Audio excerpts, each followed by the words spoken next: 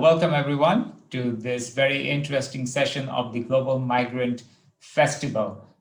Today we are going to have a very interesting discussion with Mr. Haim Sokol, and he is the director of this film called Spartacus. He has reinterpreted Spartacus in a migrant context, and in his film I Am Spartacus, he reconstructs a scene from Stanley Kubrick's famous Spartacus movie. And from ancient Rome, the action moves to today's Moscow, where the roles are played by labor migrants from Kyrgyzstan.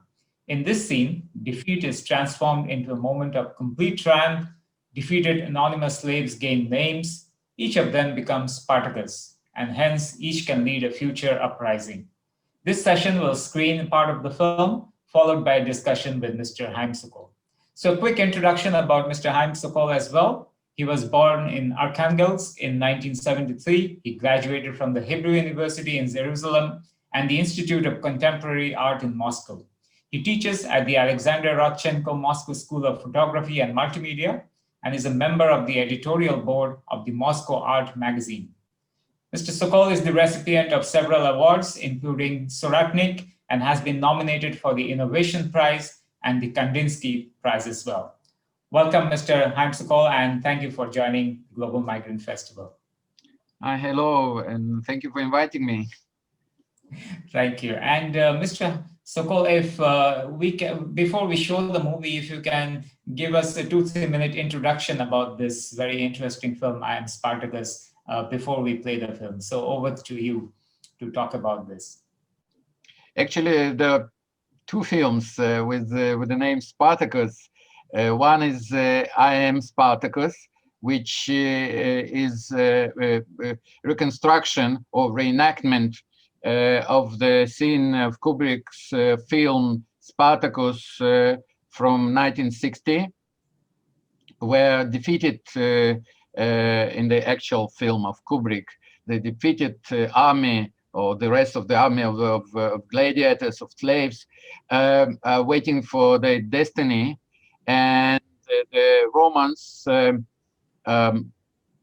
suggest them to give up Spartacus, dead or alive, and then they will preserve their lives as slaves, but still as live beings.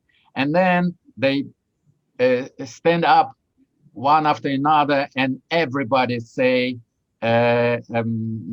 I am Spartacus, and it is very delighting, inspiring scene, which I wanted to reconstruct in today's Moscow, which is a space like everywhere in Europe today is a space in terms of migration, a space of depression and racism and exploitation and discrimination. So I wanted to bring the migrants and this theme actually back to history and to provide to this topic some inspiring moments, some aspect of emancipation. So I took this scene from Kubrick's film and reenacted in the actual circumstances in Moscow, former factory with the real actual migrants. And there was a second film called Spartacus, based on the Soviet ballet of Aram Khachaturian. From the actually, he started to compose this music during the Second World War in the 40s and finished in the 50s.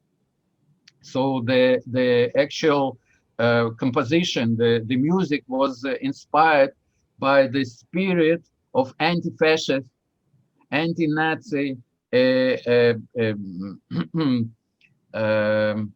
war against the Nazis.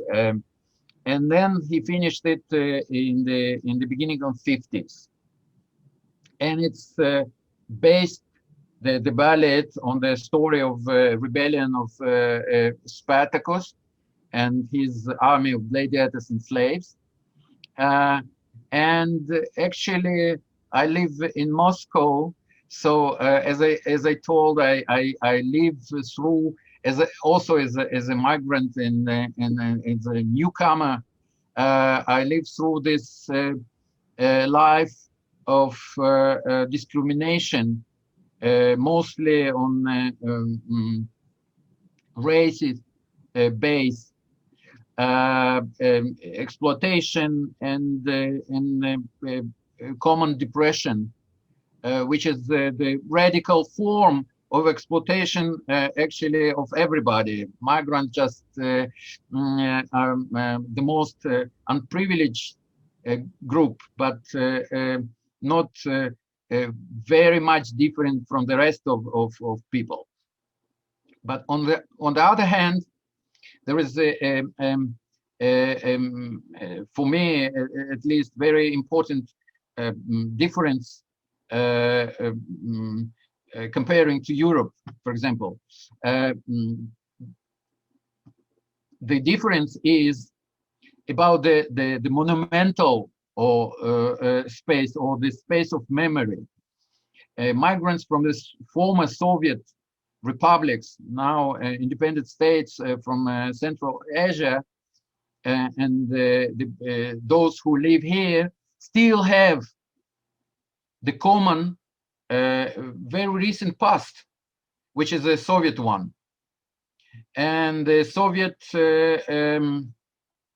monumental space, the names of the streets, the monuments, and the older generation, like my father and grandfather.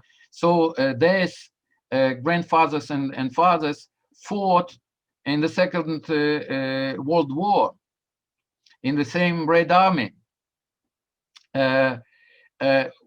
which, in my view, could be not only the common base, but the common starting point for emancipation and dialogue and struggle.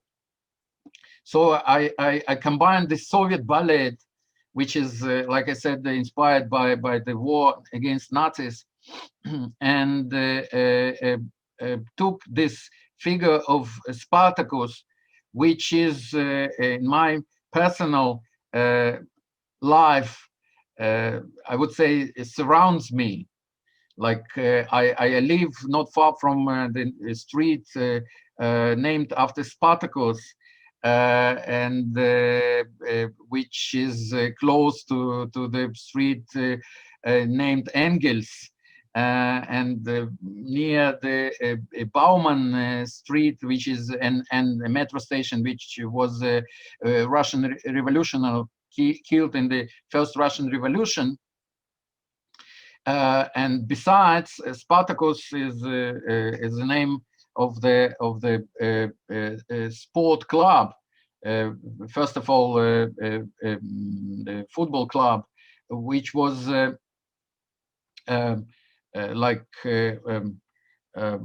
grounded by the workers of the Krasnaya, so-called Krasnaya Presnya district, the Red Presnya, the very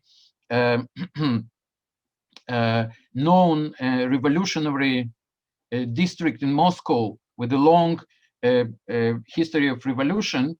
So all this together, like the Spartacus as a hero of ancient history, and the hero of revolution proletarians in the 1917 and also in 1905, and the figure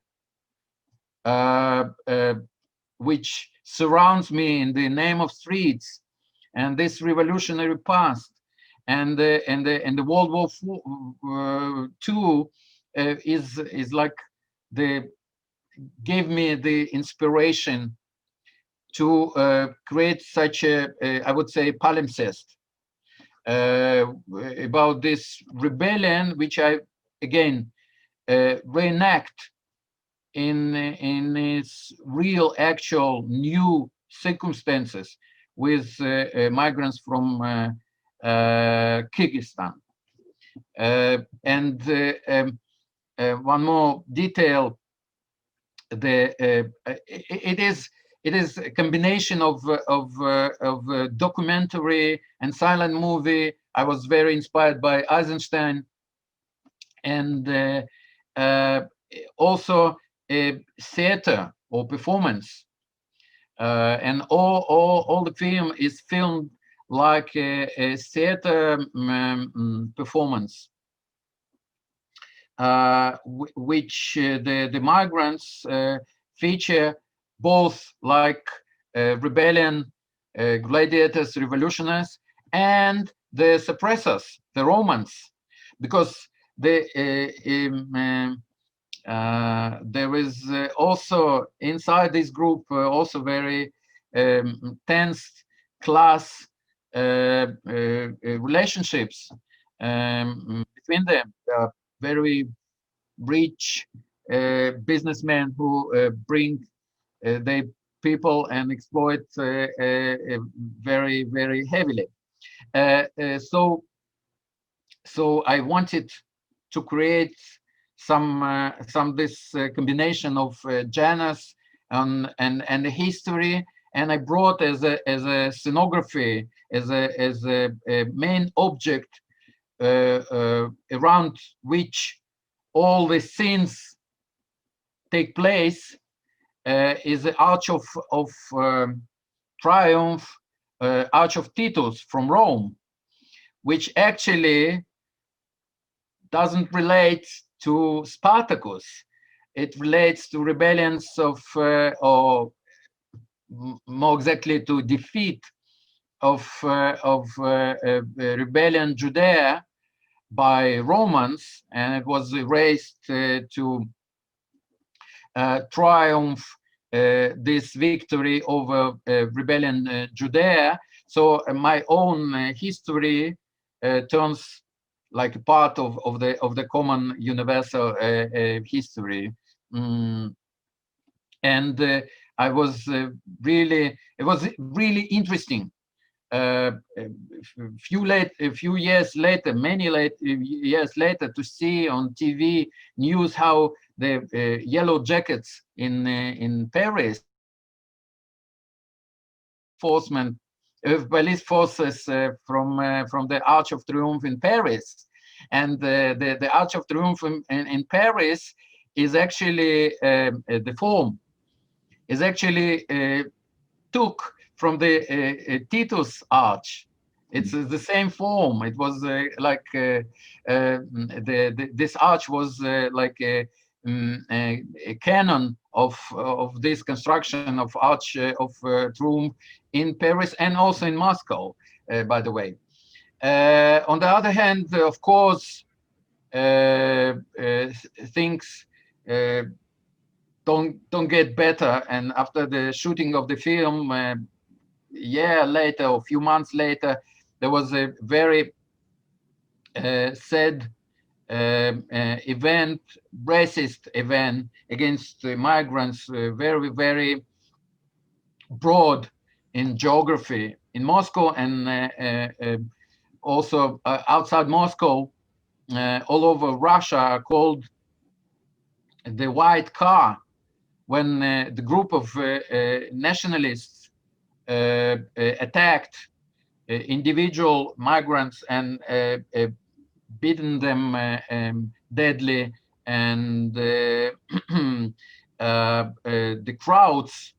I also saw this very scary videos, how the crowds is standing in metro while the group of nationalists is beating some migrant, and they all cry, "Let them die, let them die," and it's really scary.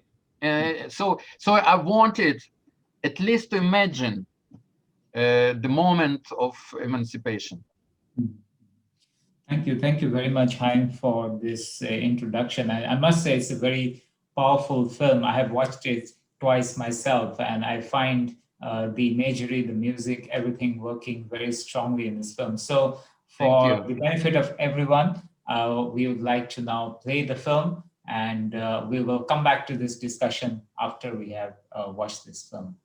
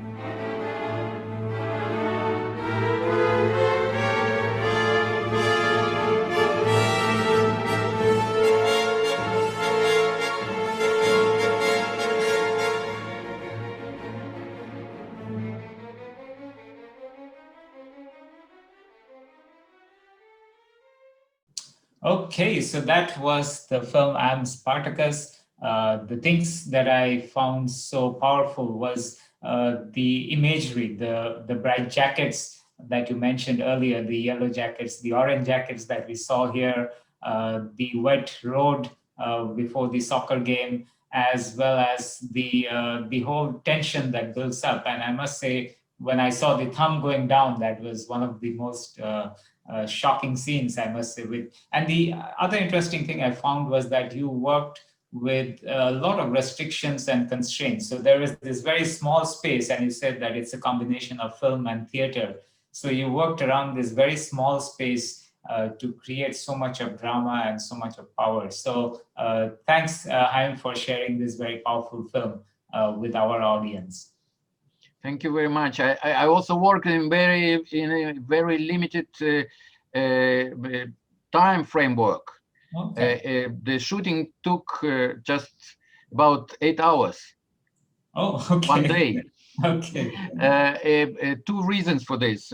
Actually, I was, of course, short in budget, but because of that, I didn't want to exploit my performance more than one day, which I could provide them some payment for participation in my film. And for me, it's a crucial thing to pay. It's a modest payment, but still to honor the work. And to show that even if it's not very heavy labor like they used to, it's a creative work, some artwork, it should be paid. So it took one day, just 8 hours, and it was our agreement that I will not hold them more than 8 hours. Okay. Yeah, because I know that it's a problem, but yeah. And we have similar situation out here in Singapore and Malaysia and all similar places as well, that there's a lot of migrant workers. And just like in Russia, there's a very physical aspect to migrant workers. They look different, the color of skin, the facial features of migrants are very different from the local population. And what I understand, in Russia, there's a lot of migrant workers who come from the countries like Uzbekistan, Kazakhstan, also from Armenia, Abkhazia, and so on. And they are, of course, visually different from the local people, and that makes them easy targets in many cases. So I would like to understand from you, you touched upon some of the violence that happens, but also Russia is going through a period of intense nationalism, almost nativist, ethnic nationalism it has been going through. And even though there are a lot of migrants, but they are almost like a second or third class of citizens. So you mentioned the depression, you mentioned some of the violence. So how is life now for migrants, especially during COVID-19 period? What's your understanding of life of migrants in Russia now? In my impression, first of all, there are much fewer migrants right now. Many of them left, but they were forced to leave, not by the actually by the power, but the circumstances. Because of the pandemic, they lost their jobs and any means for surviving, which was also very, very limited. Yeah, so they left, and now we see that we actually lack in different workers, which the society used not to note, but it is now very, very seen, the lack of these forms of workers, which is really underpaid, but very crucial works in the city, like builders, cleaners, and so on. On the other hand, the migrants, again, unwillingly, they had to take the most difficult and more dangerous jobs of delivering food Okay. Yeah. Yeah. and goods, which many people now use the internet to buy things. And who brings them? Migrants. Yeah. So in the middle of pandemic, when most of the people were sitting at home, the migrants were the delivers of all these goods, and of course they were in the front of this danger of the disease. So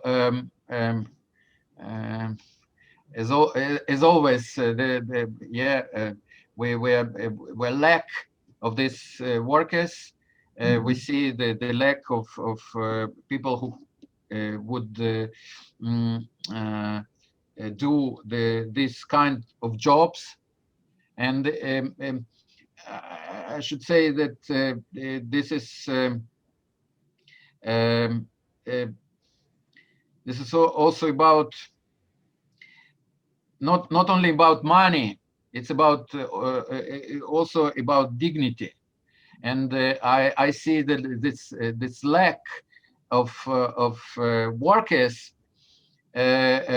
some hopeful moment that maybe people will start to respect this kind of jobs, that suddenly we don't have the builders, the cleaners, and the streets are not very clean, and the sites, the construction sites are silent, which is not really like this, but much less.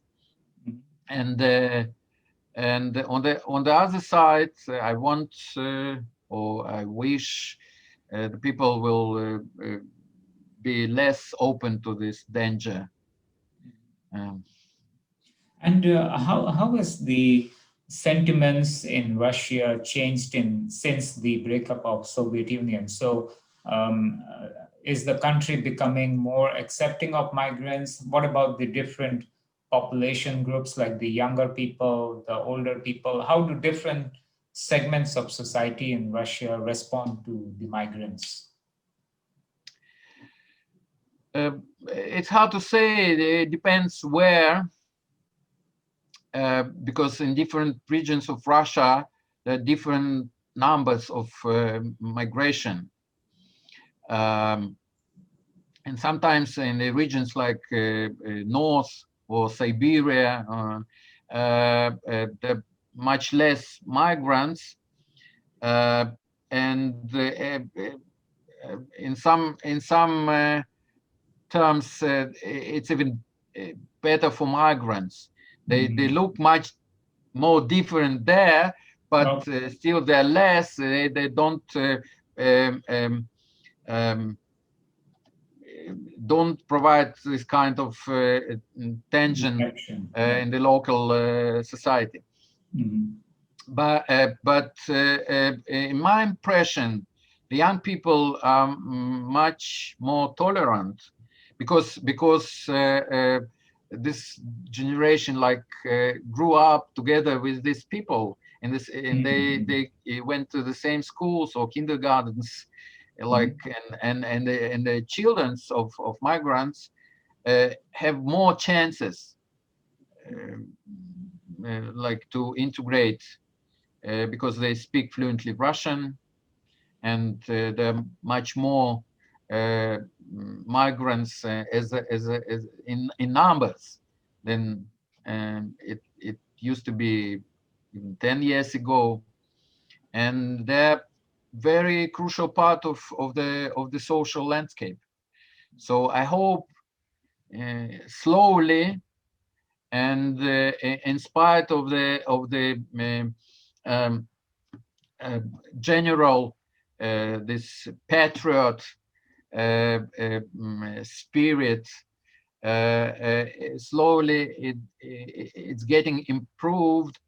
Again, I think because of the common uh, uh, past and historical basis, that were actually from the same background, historical background, from the very recent past.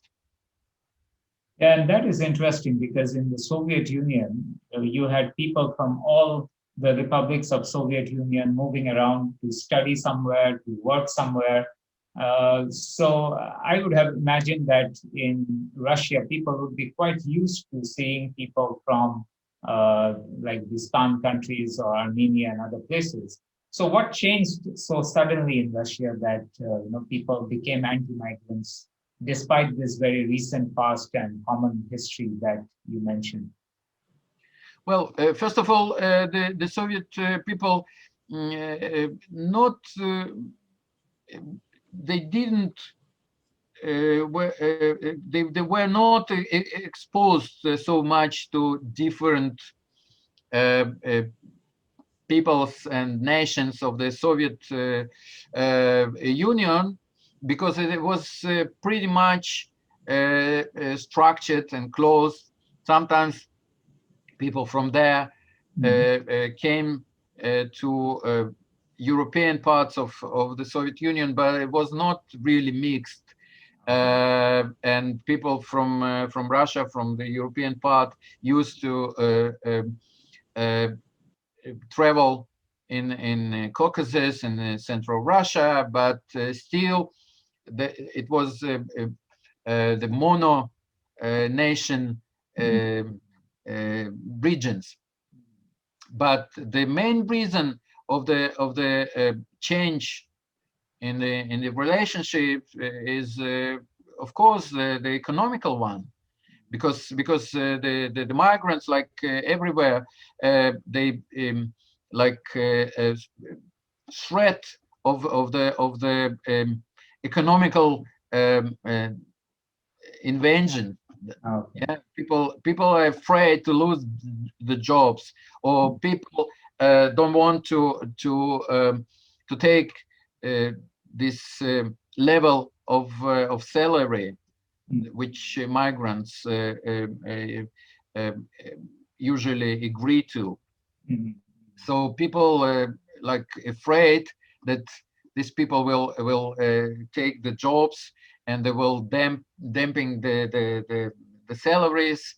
And the second reason is also very clear, is a growth of racism on the base of the change of the political climate, of the propaganda, patriotism of and it is leading to the common like very primitive racism, which was actually like which is rooted in the Soviet times. The racism actually on this domestic level was very spread in the Soviet Union. And I'm, as a Soviet Jew, for example, was very very open to this discrimination on different levels, and formal, informal, and against the African people who came to study in the Soviet Union. It is known. It is not like very new.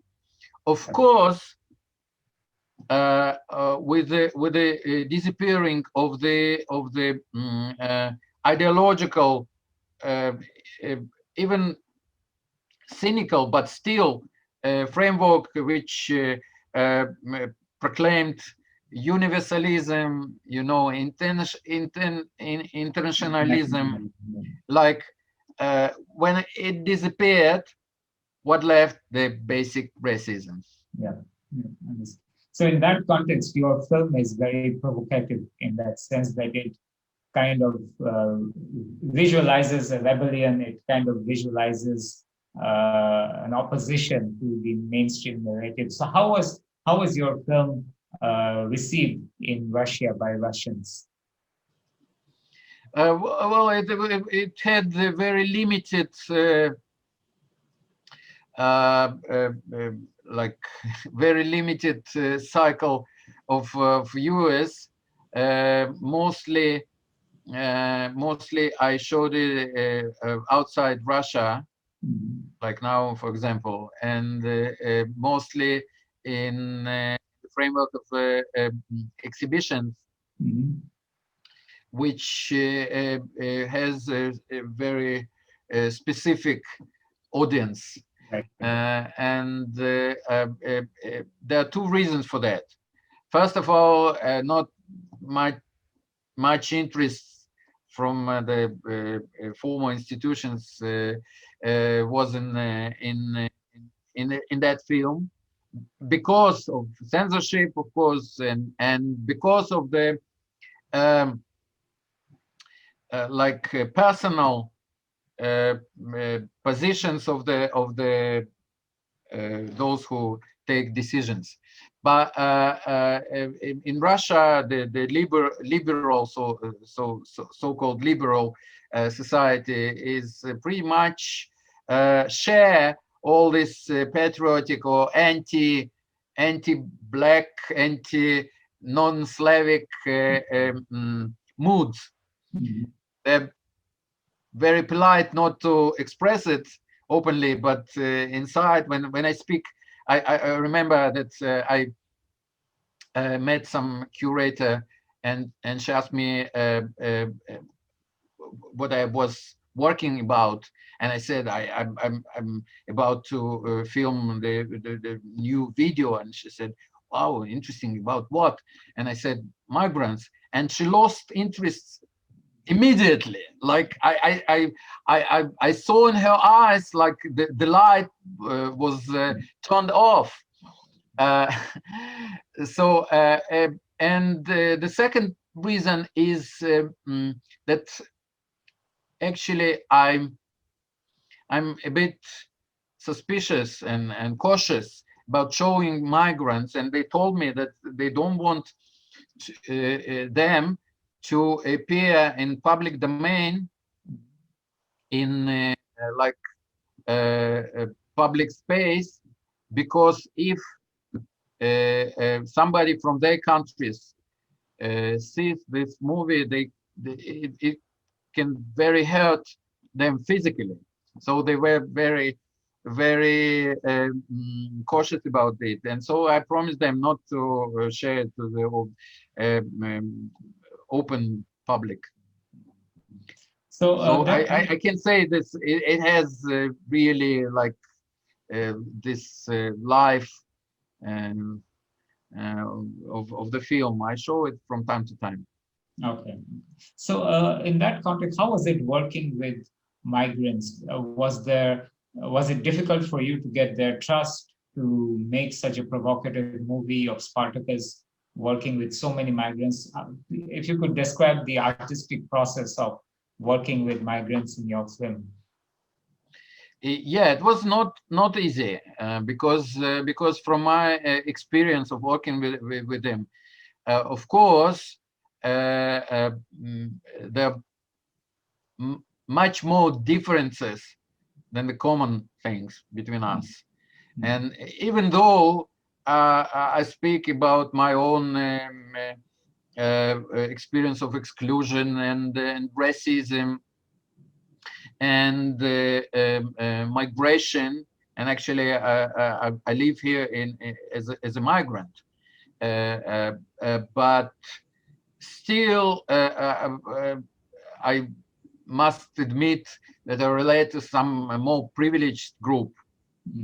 And so not only on the cultural level, but mostly on the social economical level, there are much more differences between me and the group of labor migrants, so-called labor migrants. But again, I recruited them for a job, and when they came, I explained them what was it about.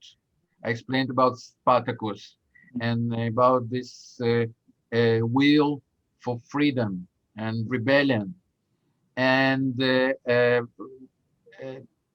I noticed it was on other movie when we used to work. It was all the time. It was a different group of migrants because as I said, I couldn't recruit them more than uh, for one day, and then they dissipate. Actually, migrants don't have constant addresses and even telephone numbers. They disappear. They leave the country. They change phones. They change apartments where they live. So it is difficult to find them again. So, but with one of the groups, I shooted film about the revolution before the storm. Before the storm, it was based on the article of Lenin about the first Russian Revolution, and they shoot to cry to the yellow "Hurrah! We won!" and so on. And some of them started to yellow "Hurrah! Long live Soviet Union!" Like it was a victory in the some big war or something like that, or demonstration. So it was the common like basis for us, and it was like a common I would say dance of trust. Sometimes I stepped back and they pushed, and sometimes I pushed and they stepped back. And we had a very strict framework agreement that we work 8 hours, not more, and they have this break in the middle. And on the other hand, they remain till the end of the shooting. So it was not easy, but it was very interesting. And I would say for them, even I can't say that it was understood very 100% by them, my intentions. But for them, it was very important experience of the performance of freedom, of rebellion. I would say on the level of body, it was experience of performing the freedom, which is not very common in their lives, in the everyday life. Sure. Thank you. And so my last question for this panel would be, Haim, what do you think the civil society, like artists like you or other initiatives, and the state can do more to improve assimilation or integration with migrants? Do you see any more hope for migrants in the next few years, other than you mentioned the younger people, which is a big hope? But from a civil society, from a state perspective, what would you recommend to happen in Russia going forward? Well, let's hope. I don't see very much movement in this direction. Of course, some part of the civil society, of the very limited one, which we have in Russia, works very hard with groups of migrants on the integration and defense against racism and violence and discrimination. But somehow it's even less agenda than it used to be a few years ago, because of pandemic and because of the difficult situation, the general situation, economical situation. So I'm not very hopeful about the civil society and the general or common effort on integration. I'm much more optimistic about the long-term change in minds of people in the new generation, which is much more open. The new generation, the young generation, they just don't really care about these differences of race or social, cultural differences. With that optimistic note, thank you very much, Haim, for a very interesting session. And I must say, we were all very privileged to watch your very powerful film, Am Spartacus. To all our audiences, thank you for staying with us in this session as well. And please stay tuned to the Global Migrant Festival page for more such interesting programs. Thank you once again, Haim. Thank you very much.